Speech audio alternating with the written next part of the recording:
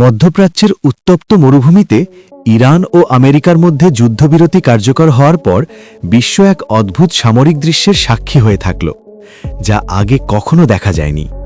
মার্কিন বিমানবাহিনীর সবচাইতে ভয়ঙ্কর এবং দানবীয় মারণাস্ত্র B-52 স্ট্র্যাটোফর্ট্রেস কয়েক টন গোলাবারুদ ও শক্তিশালী বোমা নিয়ে ইরানের বুক চিরে চূড়ান্ত আঘাত হানার প্রস্তুতি নিচ্ছিল। ইংল্যান্ডের রাজকীয় বিমান ঘাঁটি থেকে উড়ে এসে এই বিশাল ডানাওয়ালা কোল্ড ওয়ার আমলের বোমারু বিমানগুলো ইরানের আশেপাশে টহল দিচ্ছিল।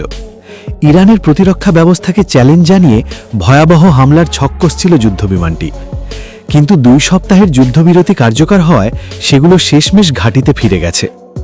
এক একটি B-52 বোমারু বিমান প্রায় 70,000 পাউন্ড ওজনের বিস্ফোরক বহন করতে সক্ষম, যা নিমেষেই যে কোনো শক্তিশালী সামরিক ঘাঁটিকে ধ্বংসস্তূপে পরিণত করে দেওয়ার ক্ষমতা রাখে। ইরানকে ধ্বংসস্তূপে পরিণত করতে এই বিশাল আকৃতির বোমারু বিমানগুলোকে যুদ্ধের ময়দানে মোতায়েন করেছিল পেন্টাগন এবং মার্কিন সামরিক কমান্ড। আর তাই ইরানের ভাগ্য হয়তো চিরতরে অন্ধকার গহ্বরে তলিয়ে যেতে চলেছিল বলে আশঙ্কা করা হচ্ছিল।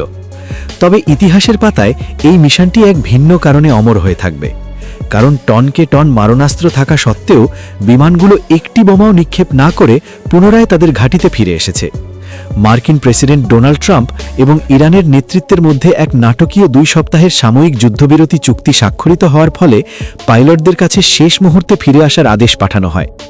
আন্তর্জাতিক সংবাদ মাধ্যমগুলো অত্যন্ত বিস্ময়ের সাথে বলছে, এই বোমারু বিমানগুলো তাদের এত ওজনের গোলাবারুদ এবং বিস্ফোরক একদম অক্ষত অবস্থায় পুনরায় ইংল্যান্ডের ফেয়ারফোর্ট ঘাঁটিতে আনলোড করেছে।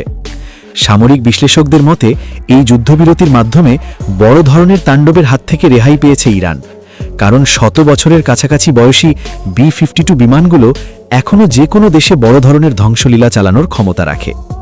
অবশ্য ইরানের সঙ্গে শান্তি চুক্তিকে অত্যন্ত নড়বড়ে বলে সতর্ক করেছেন মার্কিন প্রশাসনের উচ্চপদস্থ ব্যক্তিরা। তবুও মার্কিন B-52 বিমান কয়েক টন বোমা নিয়ে ফিরে আসার ঘটনাটি আপাতত এক বড় ধরনের সংঘাত এড়াতে সাহায্য করেছে। পেন্টাগনের দাবি অনুযায়ী তারা ইতিমধ্যেই ইরানের অধিকাংশ আকাশ প্রতিরক্ষা ব্যবস্থা এবং মিসাইল লঞ্চ প্যাডগুলো বিকল করে দিয়েছে, যার ফলে এই বোমারু বিমানগুলো কোনো বাধা ছাড়াই ইরানের আকাশে রাজত্ব করতে পারত।